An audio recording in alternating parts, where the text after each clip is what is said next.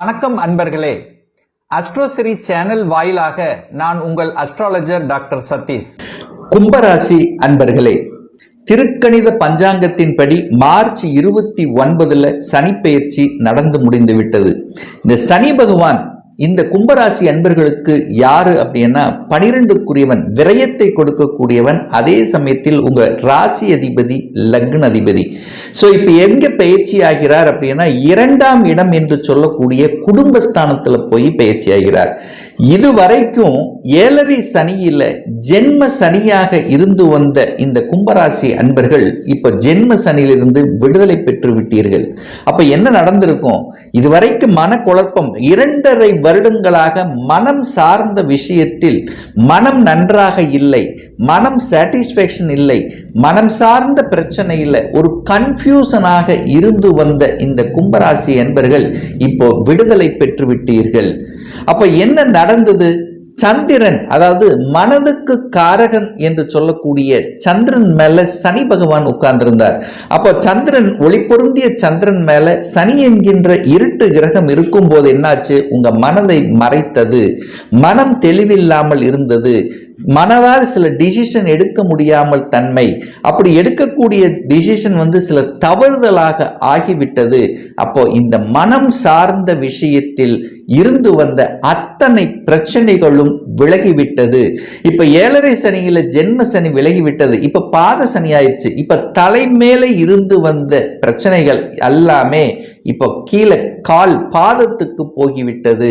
இப்ப மனசு நன்றாக இருக்க போகிறது. மனசு நன்றாக இருந்தாலே உங்களுடைய எண்ணங்கள், செயல்கள், சிந்தனைகள் சிறப்பு பெறும் அப்படிங்கிறது தான் அமைப்பு. அப்போ என்ன நடக்க போகிறது? 2ஆம் இடத்தில் இருக்கக்கூடிய அந்த சனி பகவான், நீங்க உங்க ராசிநாதன் 2ஆம் இடத்தில் இருக்கிறதுனால பணம் சார்ந்த விஷயத்தில் உங்களுடைய எண்ண ஓட்டங்கள் செயல்படுத்தக்கூடிய சனி பயிற்சியாக அமையும். அப்ப பணம் சம்பாதிக்கணும், குடும்பத்தில் தனவரவை பெருக்கிக் கொள்ளணும், தொழிலை விரிவுபடுத்தணும், தொழில் சார்ந்த விஷயத்துல எப்படி நம்ம அதை பெருசு பண்ணணும். ஸோ இந்த மாதிரியான எண்ண ஓட்டங்களை கொடுக்கக்கூடிய சனி பயிற்சியாக அமையும். என கடந்த 2.5 வருடங்களாக இந்த சனி பகவான் தனது 10ஆம் பார்வையாக எங்க பார்த்தார்? தொழில் ஸ்தானத்தை பார்த்தார். அப்ப தொழில்ஸ்தானத்தை பார்த்து தொழில ஒரு கெடுதல், தொழில் சார்ந்த விஷயத்தில் சில அழுத்த பிரஷர்களை கொடுத்து கொண்டிருந்தது. இந்த 7.5 சனியில ஜென்ம சனியில தொழில ஆரம்பித்தவர்களுக்கு எல்லாம் நிறைய பேருக்கு பார்த்தீங்கன்னா ஒரு 80% ஆஃப் பீப்புள்ஸ்க்கு பார்த்தீங்கன்னா வேலையில் அழுத்தமா இருக்கும், அல்லது தொழிலில் அலைச்சல் திருச்சல், டென்ஷன், ப்ரெஷர், ஸ்டாக் அப்படியே தேங்கி இருந்தது, ஒரு மந்தத்தன்மை, ஒரு டல்னஸா இருந்த அந்த நிலைகள் இப்ப அப்படியே மாறப்போகிறது. தொழிலில் மேம்பாடு அடைய போகிறீர்கள். தொழிலை விரிவுபடுத்தணும் என்கின்ற எண்ண ஓட்டங்களை கொடுக்கும். கடன் சார்ந்த விஷயத்தில் சிக்கி தவித்துக் கொண்டிருந்தவர்கள் கடலிலிருந்து எப்படி வெளிவருவது என்கின்ற அந்த சிந்தனைகள், அதற்கான ஒரு ஸ்ட்ராட்டஜி பிளான் வகுக்கக்கூடிய தன்மைகள், இது எல்லாமே சிறப்பு பெறும் அப்படின்னு சொல்லுவேன். ஆனா எந்த விஷயத்தில் கொஞ்சம் கவனமாக இனி கும்பராசி என்பவர்கள் இருக்கணும் அப்படின்னா, குடும்பஸ்தானத்தில் இருக்கிறதுனால குடும்ப உறவுகள் சார்ந்த விஷயத்துல பேணி காக்கணும்.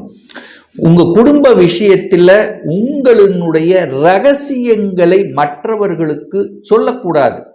குடும்ப ரகசியங்களை வெளியில சொன்னீங்கன்னா அது என்ன ஆகும்? அது பிரச்சனையாக கன்வெர்ட் ஆகும் அப்படிங்கிறத அமைப்பு. அப்ப குடும்பத்தில் ஒரு இக்கனா வச்சுட்டு இருப்பார்.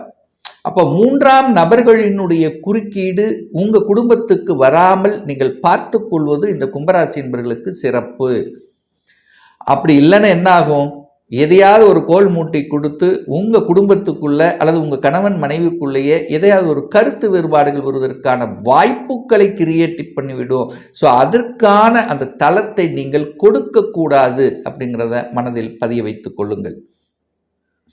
அதே சமயத்தில் நீங்க மற்ற குடும்ப விஷயத்துக்கு போனாலும் உங்களுக்கு பிரச்சனை வரும். ஏதாவது ஒரு பிரச்சனை இழுத்து கொண்டு அது உங்களால் நடந்தது, அப்படி ஆச்சு இப்படி ஆச்சுன்னு எதையாவது பேசக்கூடிய தன்மை. ஏன்னா 2ஆம் இடம் என்பது வாக்குஸ்தானம் உள்ளதவா, அப்போ வாக்கினால் பிரச்சனை உண்டு.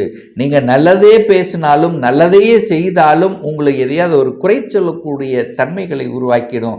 ஸோ வாக்கு அப்படிங்கிற விஷயத்துல எதை கொடுக்கணுமோ அதை மட்டும் கொடுத்து விட்டு இருப்பது இந்த கும்பராசி என்பர்களுக்கு சிறப்பு அப்படின்னு எடுத்துக்கலாம்.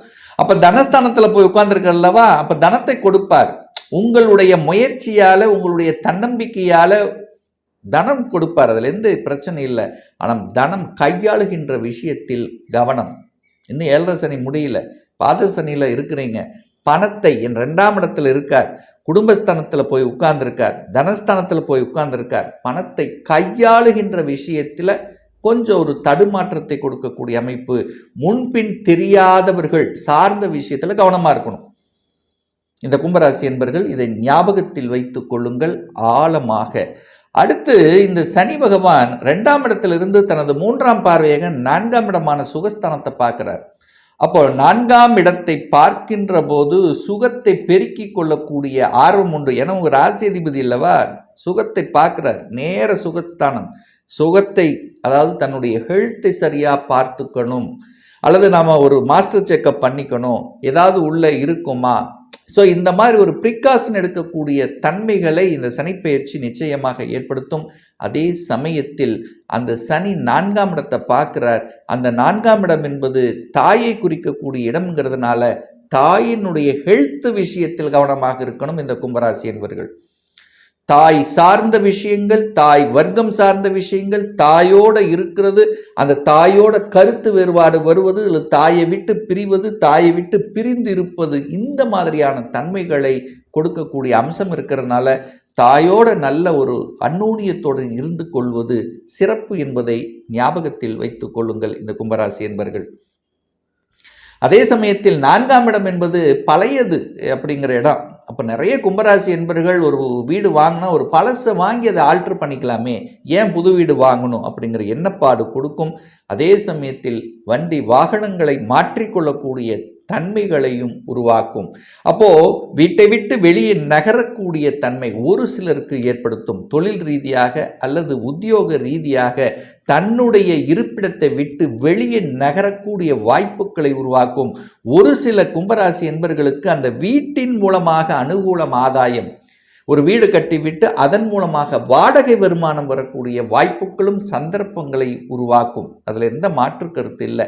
8ஆம் இடத்தை பார்க்கிறார். 8ஆம் இடம் என்பது அட்டமஸ்தானம், வலிவேதனை, நிறைய நெகட்டிவ் உணர்வுகளையும் கொடுக்கும்.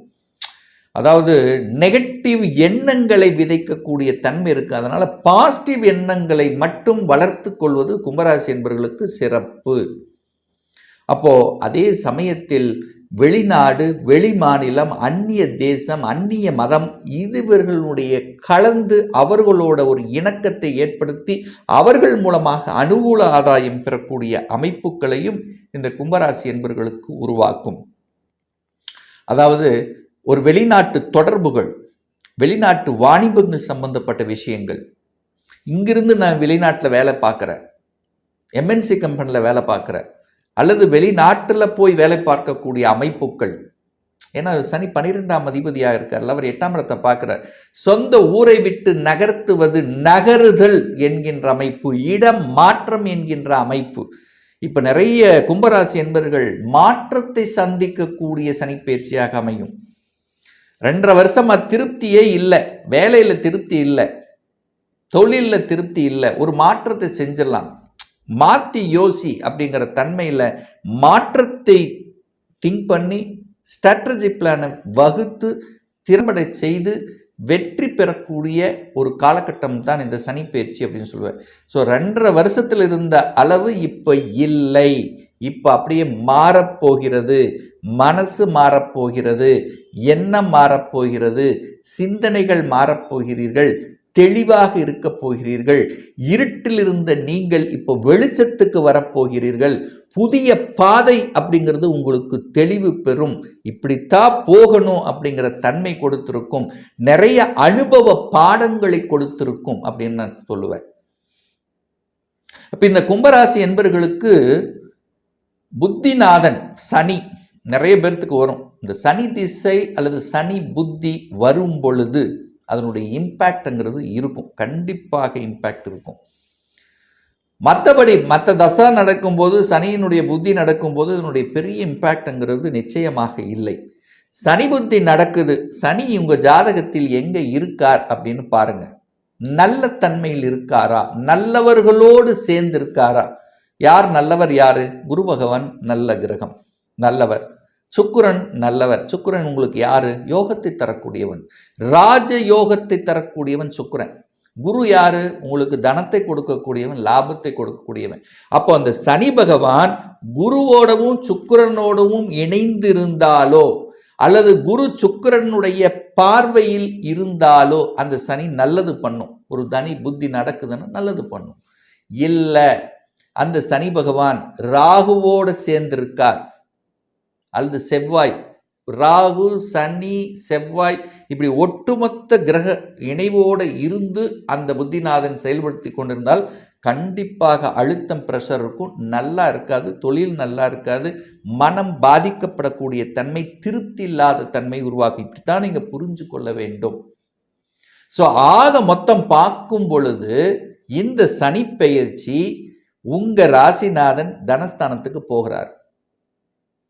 இதுவரைக்கு ராசியிலேயே இருந்து மனதை குழப்பிக் கொண்டு ஜென்ம சனியாக இருந்தது இப்போ விலகிவிட்டார். அப்போ நல்லது நடக்க போகுது. மனசு நல்லா போகுது. மனசு நல்லா இருந்தாலே எல்லா காரியங்களும் வெற்றிகரமாக நடக்கும். ஸோ அந்த தன்மையை கொடுக்க போகிறார். திருமண வாய்ப்புகளை கொடுக்க போகிறார். குழந்தை பாக்கியம் இல்லாத தம்பதிகளுக்கு குழந்தை பாக்கியம் கொடுக்க போகுது. மனதில் மகிழ்ச்சியும் சந்தோஷத்தை கொடுக்கக்கூடிய ஒரு நல்ல சனிப்பெயர்ச்சியாக அமையுங்கிறதுல எந்தவித மாற்று கருத்தும் கிடையாது. ஒரு பர்சனல் கன்சல்டேஷன் எடுத்துக்கணும், ஒரு சுய ஜாதகம் பார்க்கணும் என்று விருப்பமுடைய அன்பர்கள் டிஸ்பிளே தெரியக்கூடிய நம்பருக்கு ஃபோன் மூலமாகவோ வாட்ஸ்அப் மூலமாகவோ தொடர்பு கொண்டு நேரடியாகவோ அல்லது ஆன்லைன் மூலமாகவோ கன்சல்டேஷன் எடுத்துக்கலாம். ஸோ நேரடியாக ஜாதகம் பார்க்கணும் ஆசைப்படுபவர்கள், விருப்பப்படுபவர்கள் நம்முடைய ஆஃபீஸ் கோயம்புத்தூரில் அமைந்துள்ளது. அதாவது கோயம்புத்தூரில் வெள்ளக்கிணர் பிரிவு பக்கத்தில் அன்னபூர்ணா ஹோட்டலுக்கு அருகில் அமைந்திருக்கு. ப்ரியர் அப்பாயின்மெண்ட் வாங்கிட்டு நேரடியாக கன்சல்டேஷன் எடுத்துக்கலாம். ஆன்லைன் மூலம் பார்க்குறவங்க வாட்ஸ்அப்பில் உங்களுடைய பெயர், தற்போது வசிக்கக்கூடிய இடத்தை குறிப்பிட்டு ஆன்லைன் மூலமாகவும் கன்சல்டேஷன் எடுத்துக்கலாம். நிச்சயமாக இந்த பதிவு ஏதாவது ஒரு ரூபத்தில் யூஸ்ஃபுல்லாக இருக்குங்கிறதுல எந்தவித மாற்று கருத்தும் கிடையாது. நம்ம சேனலை ஃபர்ஸ்ட் டைம் நீங்கள் பார்ப்பவர்கள் என்றால் மறக்காம சப்ஸ்கிரைப் பண்ணிக்கிங்க. பக்கத்தில் இருக்கக்கூடிய பெல் பட்டன் மற்றும் ஆல் நோட்டிஃபிகேஷனை கிளிக் பண்ணும்போது நான் போடக்கூடிய அடுத்தடுத்த பதிவுகள் உங்களுடைய நோட்டிஃபிகேஷனில் வந்து சேரும்.